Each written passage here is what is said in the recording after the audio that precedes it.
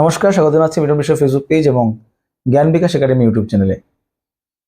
আজকে আমি একটি বিষয় নিয়ে যে বিষয়টি নিয়ে গল্প করব বা আলোচনা করব সেই বিষয়টি হলো আমাদের আসাম রাজ্যের যে মাধ্যমিক হয়েছে সেই মাধ্যমিকের ফলাফল নিয়ে।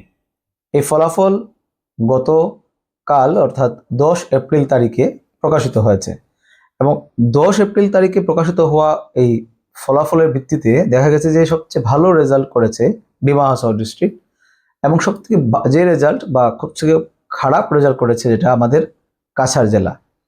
সেখানে 50% থেকেও কম সংখ্যক ছাত্রছাত্রীরা উত্তীর্ণ হতে পেরেছে। আমি সমস্ত আসামের যে রেজাল্ট হয়েছে সেটার দিকে লক্ষ্যপাত না করে আমি বিশেষ করে আমাদের রাজ্যের কাছাড় জেলা, যেহেতু আমরা কাছাড় জেলার মানুষ এবং কাছাড় জেলার যে ফলাফল হয়েছে সেই ফলাফলের পিছনে যে কারণগুলো রয়েছে সেই কারণগুলো একটু বোঝার চেষ্টা করব এবং এই ফলাফলের পরবর্তী সময়ে সেটার ইম্প্যাক্ট কি প্রভাব পড়বে আগামী 11-12 ক্লাসে বা ডিগ্রি লেভেল যখন পড়াশোনা করবে সেখানে এদের প্রভাব কি পড়বে এবং তৎসঙ্গে আমাদের এই যে সমস্যাগুলো তৈরি হয়েছে, যে সমস্যার জন্য আজকের এই রেজাল্ট, সেই রেজাল্ট থেকে আমরা কিভাবে ভালো রেজাল্ট করতে পারি বা ভালো ফলাফলের দিকে যেতে পারি, তাই সেই সম্বন্ধে একটু আমরা এই ভিডিওতে আমি চেষ্টা করব সকলের সামনে আমার কথাগুলো তুলে ধরার। জানি না এই কথাগুলো কতটুকু পর্যন্ত আমাদের সামাজিক প্রেক্ষাপটে গ্রহণযোগ্যতা পাবে কিংবা সরকার সেটাকে নিয়ে কি ভাববে বা জনসাধারণ কি ভাববে। আমার যে মতামতগুলো রয়েছে আপনারা একবার চিন্তা করে দেখবেন যে আমি যেগুলো কথা বলছি আসলে কি সঠিক হচ্ছে কিনা, এবং যদি মনে হয় যে আমার কথাগুলোর পরেও যদি আরো নতুন কোনো সাজেশন থাকে আপনারা অবশ্যই ভিডিওতে যে কমেন্ট বক্স রয়েছে সেখানে আপনারা দিতে পারেন। প্রথমে হলো আমাদের কাছাড় জেলার এই যে ফলাফল হয়েছে এই ফলাফলের পেছনে মূল কারণগুলো কি রয়েছে। আসলে আমাদের এই শিক্ষা ব্যবস্থাকে আমরা দুটি ভাগে ভাগ করতে পারি। একটি হলো আমাদের সরকারি শিক্ষা ব্যবস্থা এবং একটি হলো আমাদের বেসরকারি।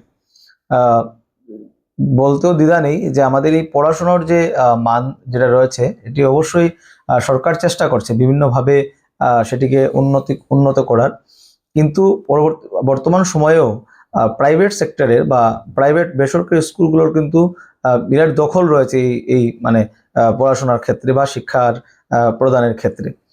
না, আমি এটা বলবো না যে সরকার কাজ করছে না বা সরকারি স্কুলে পড়াশোনা হচ্ছে না, হ্যাঁ অবশ্যই হচ্ছে। তৎসঙ্গে প্রাইভেট স্কুলগুলোও কিন্তু খুব ভালোভাবে চেষ্টা করছে বা ভালো রেজাল্ট করানোর, কিন্তু তারপরেও দেখা গেছে কি আমাদের সরকারি বলুন আর বেসরকারি বলুন দুটো সেক্টরকে আমি যদি প্লাস করে বলি, আমাদের বর্তমান যে আমাদের এবারে যে রেজাল্ট প্রকাশ হওয়ার পর আমরা যেটা দেখলাম যে 50% থেকে কম সংখ্যক ছাত্রছাত্রীরা উত্তীর্ণ হয়েছে। এবার প্রথম কথা হলো আমাদের কি সমস্যা রয়েছে।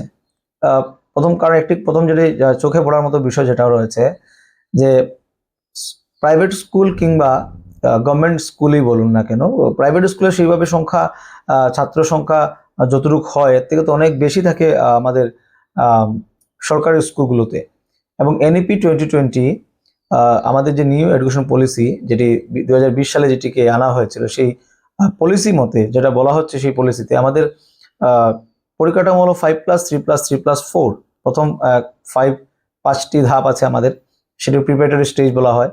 দেন +3 যেটাকে বলি আমরা, প্রথম আমরা ফাউন্ডেশনাল কোর্স হলো +5 প্রথম 5 হলো ফাউন্ডেশনাল, তারপরে 3 হলো আমাদের প্রিপারেটরি, তারপর 3 হলো মিডল স্কুল এবং তারপর আমাদের 4 হলো হাই স্কুল বা সেকেন্ডারি লেভেল। এবারে এই যে 5+3+3 5+3+3+4 এই সিস্টেম আমাদের এনইপিতে আছে। তো এবার আমাদের এই এনইপিতে বলা হয়েছে যে 30:1 অর্থাৎ 30 জন ছাত্রছাত্রীর জন্য একজন টিচার থাকতে হবে। কিন্তু আমি দেখলাম যে গতকালকে যে রেজাল্ট প্রকাশের পর আজকে সকালবেলা পত্রিকায় আমি দেখলাম কি আমাদের সবাই জানাও আছে জিনিসটা যে অনেক স্কুলে আছে যেখান থেকে 500 অধিক স্টুডেন্টরা 300 অধিক স্টুডেন্টরা একই স্কুল থেকে এরা মাধ্যমিকের জন্য বসছে পরীক্ষায়। 300 জন স্টুডেন্ট যদি একটি ক্লাসে থাকে, সেখানে একজন টিচার 300 জনকে একসাথে পড়াবে, সেই পড়াশোনাটা কতটুকু পর্যন্ত স্টুডেন্ট পর্যন্ত গিয়ে পৌঁছবে সেটা কিন্তু একটা চিন্তার বিষয়। কারণ আমি নিজেও একজন শিক্ষক, আমি আমাদের ক্লাসে যখন আমি 50 স্টুডেন্ট হয়ে যায় তখনই কিন্তু সেখানে পড়ালে স্টুডেন্ট টু স্টুডেন্ট গিয়ে বোঝাতে হয়, বা 50-তে হলেও কোনো কোনো সময় আমাদের 1 ঘন্টা ক্লাসের সময় আমরা পৌঁছতেও পারি না সেইভাবে। কিন্তু এখানে যদি আমরা 300 জন স্টুডেন্টকে একসঙ্গে নিয়ে বসি একটি ক্লাসের মধ্যে, তাহলে সেটাকে তারপরে যখন আমি পাঠদান করব, এই স্টুডেন্ট, এই ছাত্র আমার কথাটি ভালো করে কতটুকু বুঝতে পারবে, সেটা একটা বিষয় রয়েছে। আমাদের পরিকাঠামোগতভাবে আমাদের স্টুডেন্ট এবং শিক্ষকের যে হার হওয়া প্রয়োজন বা অনুপাত হওয়া প্রয়োজন, সেই অনুপাতে কিন্তু আমাদের একটি লোপহোলস রয়েছে। প্রাইভেট সেক্টর তো অবশ্যই, কিন্তু প্রাইভেট স্কুল কিন্তু আমি বারবার বলছি, প্রাইভেট স্কুলের স্টুডেন্টের সংখ্যা কিন্তু 300-350 একটি ক্লাসে হওয়ার চান্সেসটা কম থাকে, কিন্তু সরকারি বিষয়ে কিন্তু সেইভাবে থাকবেই। তো এই বিষয়টা চিন্তা করতে হবে, তাহলে কিভাবে সেই বিষয়টাকে আমরা ম্যানেজ করতে পারবো। প্রথম একটি রিজন গেল। 2 নম্বর হলো যে আমাদের অঞ্চলে আমরা যারা শহরে থাকি, আমাদের এখানে কিন্তু স্কুলের সংখ্যা বেশি আছে, ছাত্রছাত্রীরা সহজে স্কুলে পৌঁছতে পারে, কিন্তু গ্রামাঞ্চলে কিন্তু স্কুলের সংখ্যা কম। তার জন্য হয়তোবা স্টুডেন্টের সংখ্যা কিন্তু সেখানে একটি স্কুলে কিন্তু অনেকজন স্টুডেন্টের সংখ্যা হয়ে যায়। সরকার বলছে, বা আমাদের যে রাইট টু এডুকেশন অ্যাক্ট, সেই অ্যাক্টের অনুযায়ী ক্লাস 6 বছর থেকে 14 বছর পর্যন্ত প্রতিজন ছাত্রছাত্রীকে বিনামূল্যে শিক্ষাদান করতে হবে। কম্পালসারি এডুকেশন ফর অল যে সিস্টেমটা আমরা দেখছি, ভারত সরকার এবং আমাদের সংবিধান সেটিকে এখন মান্যতা দিয়েছে, আইনে পরিণত হয়েছে, রাইট টু এডুকেশন অ্যাক্ট। তো সেই অ্যাক্টের আন্ডারে আমরা ক্লাস 6 বছর থেকে 6 বছর থেকে 14 বছর ফ্রি এডুকেশন। কিন্তু এনইপি বলছে যে একজন স্টুডেন্টের বয়স, ওর যদি ও 3 বছর থেকে 18 বছর পর্যন্ত ওকে ফ্রি এডুকেশন দিতে হবে।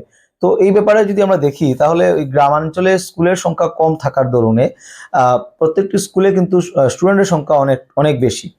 সেখানে পাঠদান করা একটা বিশেষ, আমার মনে হয় যে এটা একটা চ্যালেঞ্জের ব্যাপার। অনেকজন স্টুডেন্ট থাকলে সেখানে ওদেরকে ভালো করে বুঝিয়ে সেটাকে কতটুকু পর্যন্ত ক্লাসটা এফেক্টিভ হবে, সেটা একটা বিষয় রয়েছে আমাদের। এবং শহরে আমরা দেখি, যদি স্কুলেও মানে শহরে আমরা দেখতে পারি যে স্কুলগুলোতে যদি পড়াশোনা যতটুকু করানো হলো, তারপর থেকে কিন্তু ওরা বাড়িতে এসে প্রাইভেট টিউটরের কাছে ওরা যেতে পারে। শহরে এটার ফেসিলিটিস রয়েছে, কিন্তু এবং এখানে পরিবারের মানুষেরা, শহরে যারা বসবাস করে তাদের মধ্যে সচ্ছলতা সেইভাবে থাকে, এবং বিশেষ পরিবার আমরা দেখি যারা যারা এখানে ইয়ে করতে পারে, তারা অবশ্যই তাদের ছেলে মেয়েদেরকে প্রাইভেট টিউটরের কাছে পাঠায়। কিন্তু গ্রামাঞ্চলে কিন্তু সেটা কিন্তু একটা বিরাট একটা প্রবলেম রয়েছে, অবস্টাকলস রয়েছে, কারণ এখানে গ্রামাঞ্চলের মানুষরা কিন্তু প্রাইভেট টিউটরের কাছে, সেখানে অ্যাভেলেবিলিটি তো কম থাকে, তারপরে থাকলেও সেখানে কিন্তু পৌঁছানোর ক্ষেত্রে একটা বিশেষ সমস্যার তৈরি হয়ে যায়। 3 নম্বর যে সমস্যাটা হবো, সেটা হবো যে পরীক্ষার জন্য প্রস্তুতি। আমরা দেখি যে আমাদের সরকারি বেসরকারি স্কুলগুলোতে রেগুলারলি টেস্ট হয়, আমি দেখছি, বা আমি নিজেও একটা স্কুলে চাকরি করি, সেখানে আমি দেখতে পারি যে আমাদের স্কুলে আমরা কিন্তু রেগুলারলি টেস্টের ব্যবস্থা করি। কিন্তু সমস্যা হয় যে আমাদের স্কুলে আমরা 11-12 থেকে শুরু করি, ক্লাস 9-10 আমাদের স্কুলে বর্তমান সময়ে রানিং চলছে। আমরা চেষ্টা করছি যে প্রতি 2 মাস অন্তত পক্ষে, 2 মাস অন্তর অন্তর বা 3 মাস অন্তর অন্তর আমরা একটি ক্লাস টেস্ট, ইউনিট টেস্টের ব্যবস্থা করা। কিন্তু সরকারি স্কুলগুলোতে কিন্তু সেখানে একটা বিরাট সমস্যার সম্মুখীন হতে হচ্ছে। আমি দেখছি যে রেগুলারলি ক্লাস টেস্ট বা ইউনিট টেস্টের ব্যবস্থা করা যাচ্ছে না। সেখানে গিয়ে কিন্তু স্টুডেন্টরা এটা বিরাট অসুবিধার সম্মুখীন হয়। ওরা যে এক্সাম বা এক্সামের জন্য প্রিপারেশন কিভাবে নিতে হয়, বা প্রতিটি চ্যাপ্টার পড়ানোর পর সেটাকে ভালো করে মূল্যায়ন করার একটা ব্যবস্থা কিন্তু বর্তমান সময়ে আমার মনে হচ্ছে যে, জানি না অনেকগুলা সব গভর্নমেন্ট স্কুল, সরকারি স্কুলগুলোর খবর আমি জানি না, কিন্তু আমি কয়েকটি স্কুল থেকে আমি খবর নিয়েছি যে সেখানে কিন্তু রেগুলারলি ক্লাস পরীক্ষা নেওয়াটা সেখানে সম্ভব হচ্ছে না। কারণ আমরা জানি যে আমাদের আবার আরো কিছু বিশেষ জিনিস রয়েছে, যেমন এটা 3 নম্বর পয়েন্ট গেল। 4 নম্বর পয়েন্ট যেটা হলো, সেটা হলো যে আমাদের এখানে কিন্তু একটা সমস্যা রয়েছে যে অনেক সময় বন্যা, বিভিন্ন ন্যাচারাল ক্যালামিটিসের জন্য ক্লাস অফ থাকে। তো এখানে ক্লাস অফ থাকলেও কিন্তু ছাত্রছাত্রীরা কিন্তু পড়াশোনা থেকে বিমুখ হয়ে পড়ে। তো এটা একটা বিষয় হতে পারে যে রেগুলারলি ক্লাস করা, রেগুলারলি সেখানে মূল্যায়ন করার ব্যবস্থা করা। আমি জানি আজকে বর্তমান সময়ে যে শিক্ষক শিক্ষিকারা রয়েছেন, এরা অবশ্যই সেই জিনিসটা খেয়াল করবেন বা চেষ্টা করবেন, কিন্তু ওই ন্যাচারাল ক্যালামিটিস থেকে তো আর দূরে যাওয়া যায় না, ন্যাচারাল ক্যালামিটিস তো অবশ্যই থাকবে। তো সেখানে কিন্তু ক্লাস অফ হয়ে যায়। তো এটা একটা আবহাওয়ার জন্য এটা একটা সমস্যা হতে পারে যে ক্লাস অফ হচ্ছে। এবং আর সবথেকে গুরুত্বপূর্ণ যে বিষয়টা রয়েছে, সেটি হলো 6 থেকে 8 পর্যন্ত, যেটা আমাদের এনইপি দ্বারা 3 নম্বর যে স্টেজটি 5+3+3, 3 নম্বর যে স্টেজে যেখানে আমরা মিডিল স্কুল বলছি, সেই মিডিল স্কুল বা মিডিল ক্লাস যেগুলো রয়েছে 6, 7, 8, এই 3টি ক্লাসে আমরা যখন পড়াশোনা করেছিলাম সেখানে আমরা তো জিনিসটি দেখেছি বা আমরা ফেস করেছি জিনিসটাকে, যে যে কোনো ক্লাসে তুমি ফেল করতে পারো, প্রমোশনের ব্যাপারটা নেই। কিন্তু এখন বর্তমান সময়ে 6 to 8 এর স্টুডেন্টরা অনায়াসে পাস করে যাচ্ছে। পাস ফেলের সেইভাবে ব্যাপারটা আর মনে হয় সরকারি ক্ষেত্রে সেটাকে কোনো না কোনোভাবে অ্যাডজাস্ট করা হয়েছে হয়তো, বা 6 to 8 এর স্টুডেন্টরা অনায়াসে পাস করে নিচ্ছে, পরবর্তী ক্লাসে প্রমোশন হচ্ছে। এবং এই প্রমোশনের ফলে কি হচ্ছে, অনেক ছাত্রছাত্রীদের অভিভাবকেরা বা আমি বলবো যে অভিভাবকরাও সেই বিষয়ে সচেতন হতে হবে, এবং স্কুল পক্ষ থেকেও বা সরকার পক্ষ থেকে আরেকটি রুলস বা একটি আইন আনা প্রয়োজন আছে, যে সেখানে 6 to 8 প্রমোশন হবে না। হ্যাঁ, সে যদি পাস করে তাহলেই ও সে পরবর্তী ক্লাসে যেতে পারবে, আদারওয়াইজ সে প্রমোশন পাবে না। তাহলে কি হবে, প্রমোশন যদি না পায় সে, সেখানে কি হবে, সে 6 to 8 যে তার সাময়িক যে পড়াশোনা সেটাকে ও ভালো করে করবে, এবং সেখান থেকে পাস করেই যেতে হবে পরবর্তী ক্লাসে। সেটা একটা ম্যান্ডেটরি করার প্রয়োজন রয়েছে। আরএমএসএ বা হ্যাঁ আরএমএস রাষ্ট্রীয় মাধ্যমিক শিক্ষা যে আমাদের অভিযান রয়েছে সেটার আন্ডারে সেটিকে এনে, এবং যাতে প্রত্যেক ক্লাসে যাতে যারা প্রমোশন হলেই যাতে পরবর্তী ক্লাসে পৌঁছে সেটাকে দিকে খেয়াল রাখতে হবে। এবং শেষে যেটি আমাদের হায়ার সেকেন্ডারি বা সেকেন্ডারি যে স্টেজটি রয়েছে, যে 9, 10, 11, 12, বর্তমান সময়ে এইচএসএলসি এবং আসাম হায়ার সেকেন্ডারি এডুকেশন কাউন্সিলকে যৌথভাবে সম্মিলিত করে একটি Assam ASSEB, Assam school secondary education board, যেটি করেছে 9 to 12। এই 9 to 12 এর যে সমসাময়িক সময়ে সেটিকে সেখানেও কিন্তু পাশ পেলে ব্যাপারটা রয়েছে 9, 10 থেকে, তারপরে ওইখানে 6 থেকে শুরু করতে হবে জিনিসটাকে। তাহলে কি হবে, 9, 10 যখন স্টুডেন্টরা পৌঁছে যাবে তখন তার মধ্যে একটি কম্পিটিশন মনোভাব আসবে, এবং সে পাশ করার যে প্রবণতা ওর মধ্যে আছে সেটা আরো ডে বাই ডে ইনক্রিজ হবে, এবং সেখানে সে ভালো রেজাল্ট করতে পারে বলে বোঝা যাচ্ছে। এইটা সমস্যা রয়েছে, পাশ ফেলের সমস্যাটা, পাশ ফেলটা আনতে হবে, আবার কঠোরভাবে সেটাকে ইমপ্লিমেন্ট করতে হবে। এবং যেটা আমি বলবো এখন, এই পয়েন্টটি বললে আপনারা হয়তো অনেকেই হয়তো বা এগ্রি করবেন, অনেকে আবার ডিসএগ্রি করবেন। দেখুন, আধুনিক আমরা সবাই হয়েছি, আমরা জানি আধুনিকতা দরকার আছে পড়াশোনার ক্ষেত্রে, প্রযুক্তিবিদ্যার প্রয়োজন আছে আমরা জানি, কিন্তু আমরা নিজেরাও যখন পড়াশোনা করেছি সেখানে হয়তো বা অ্যাভেলেবিলিটি ছিল না, মোবাইল ফোনের অ্যাভেলেবিলিটি ছিল না, ইন্টারনেট অ্যাভেলেবিলিটি ছিল না। কিন্তু বর্তমান সময়ে ইন্টারনেট, মোবাইলের যে গ্রহণযোগ্যতা সমাজে বিভিন্নভাবে, কিন্তু ছাত্রছাত্রীদের কাছ থেকে মোবাইল ফোনকে, ইন্টারনেটের ব্যবস্থা থেকে ওকে খানিকটা দূরে সরানোর প্রয়োজন রয়েছে। আমি অনেক সময় দেখি যে ছোট বাচ্চা, 2 বছরের বাচ্চা একটি ভাত খাচ্ছে না, ওর বাবা ওর হাতে মোবাইল দিয়ে দিচ্ছে, মোবাইল দিয়ে কার্টুন দেখছে, তারপর ভাত খাচ্ছে।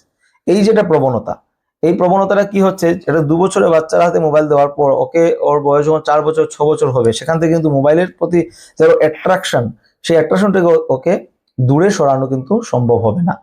তাই শুরুতেই ওকে মোবাইল থেকে দূরে রাখতে হবে বাচ্চাদেরকে, কারণ মোবাইলের প্রতি যে আসক্তি, সেই আসক্তি অ্যাট্রাকশনটা কি হচ্ছে, 6, 7, 8, 9, 10 এই সময়টাতে ও মোবাইলের প্রতি আসক্তি হচ্ছে বেশি। সেখানে পাঠ্য বই থেকে সে দূরে চলে ডিজিটাল ওয়েতে পড়াশোনা করার চেষ্টা করে, কিন্তু সেখানে পড়াশোনা তো হচ্ছে না, ডিজিটালি ও মানে বিভিন্ন সেক্টরের সঙ্গে, ডিজিটালি বিভিন্ন বিষয়ের সঙ্গে জড়িত হচ্ছে। তো মোবাইল ফোনটা আমার মনে হচ্ছে যে ক্লাস 10 অব্দি অন্তত পক্ষে মোবাইলের কোনো প্রয়োজনই নেই। স্কুল থেকে যেটা পড়ানো হবে সেটাকে পড়তেও ভালো করে, তাদের টেক্সট বুকটা ভালো করে পড়তে হবে, সেটি খেয়াল রাখতে হবে, যাতে মোবাইল ফোন একটা বিরাট ফ্যাক্টর হয়ে যাচ্ছে আমার মনে হচ্ছে। কারণ ক্লাস 10 অব্দি কিন্তু সেভাবে ইন্টারনেটের মারফতে পড়তেই হবে, সেভাবে কিন্তু কিছু এতটুকু পর্যন্ত কিছু দরকার নেই। কারণ স্কুলে যদি ভালো করে ক্লাস হয়, যাদের প্রাইভেট টিউটরের কাছে যায়, ওরা যদি ভালো করে প্রাইভেট টিউটরের কাছে ক্লাস করে, সেখানে কিন্তু মোবাইল ফোন দিয়ে পড়তে হবে, সেই বিষয়টা আমার মনে হচ্ছে না সেইভাবে ছাত্রছাত্রীদের প্রয়োজন রয়েছে বলে। জানি না, আমি ক্লাস 10 অব্দি আমার তো মনে হচ্ছে না। এই 4-5টি কারণ রয়েছে আমাদের এই ফলাফলের।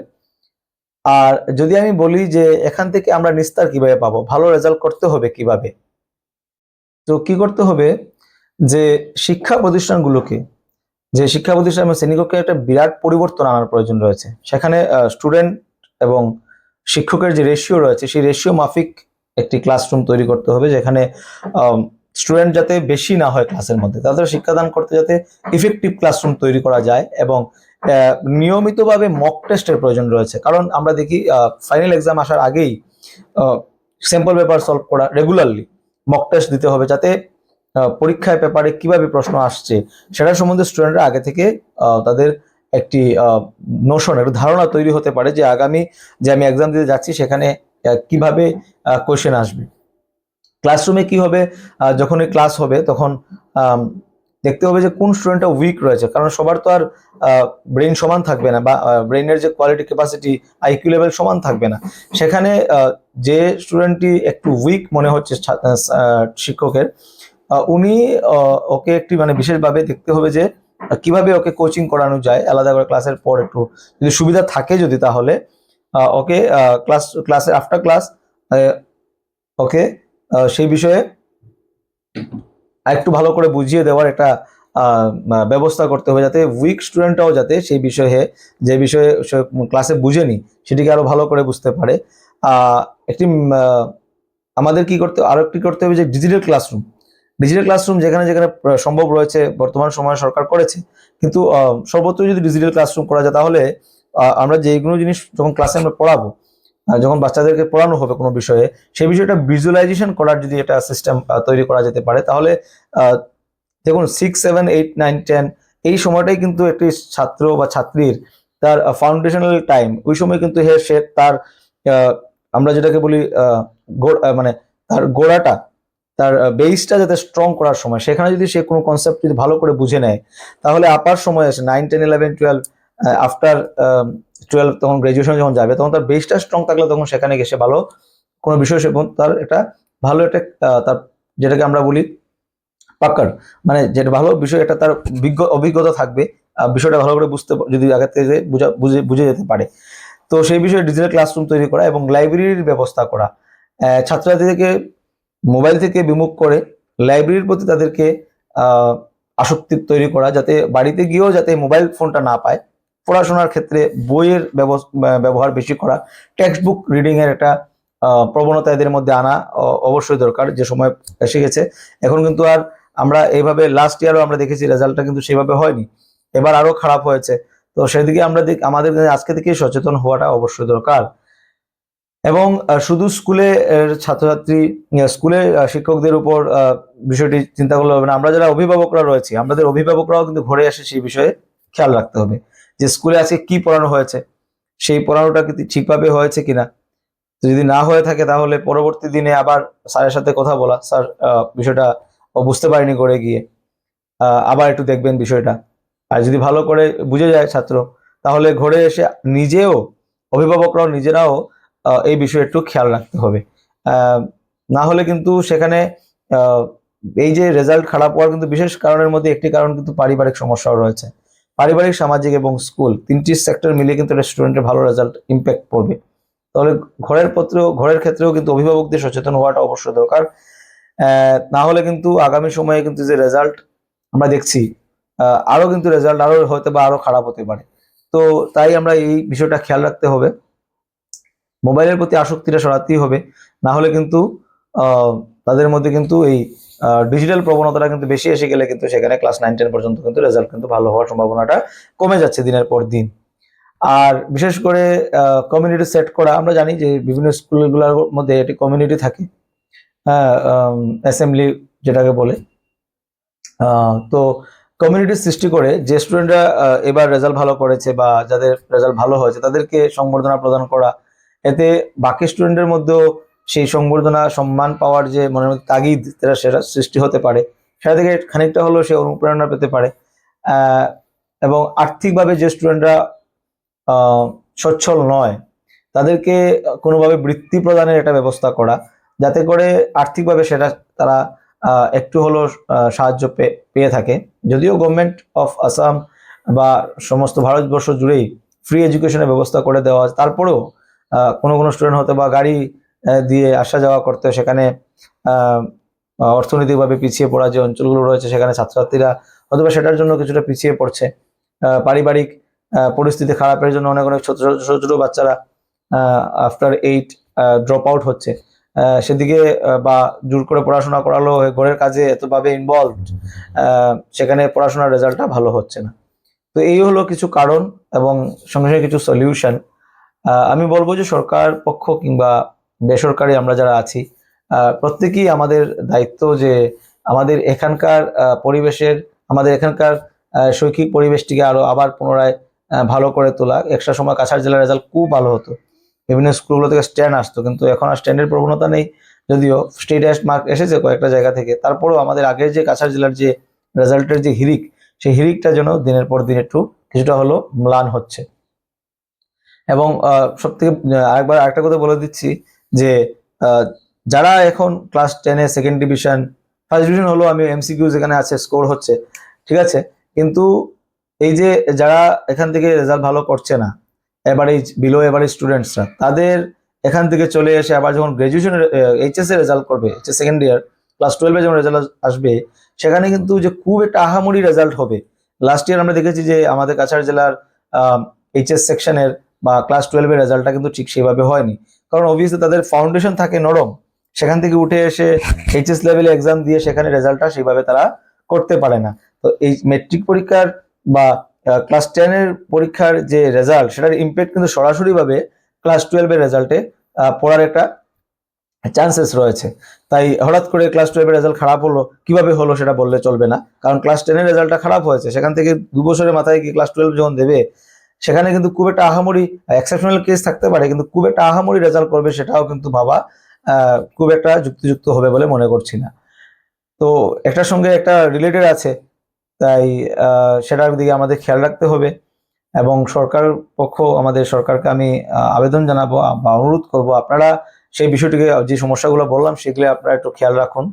এবং যৌথ উদ্যোগে পরিবার, সামাজিক পরিস্থিতি এবং স্কুল কর্তৃপক্ষ, সরকার কর্তৃপক্ষ, সবাই যদি আমরা একসঙ্গে শিক্ষা ব্যবস্থাকে পরিবর্তন করার চেষ্টা করি, তাহলে হয়তোবা আগামী সময়ে রেজাল্ট ভালো হওয়ার চান্সেস রয়েছে। না হলে কিন্তু দিনের পর দিন কিন্তু যে রেজাল্ট এসেছে, সেখানে কিন্তু আরো রেজাল্ট খামতি আসার একটা পসিবিলিটিস রয়েছে, সম্ভাবনা রয়েছে।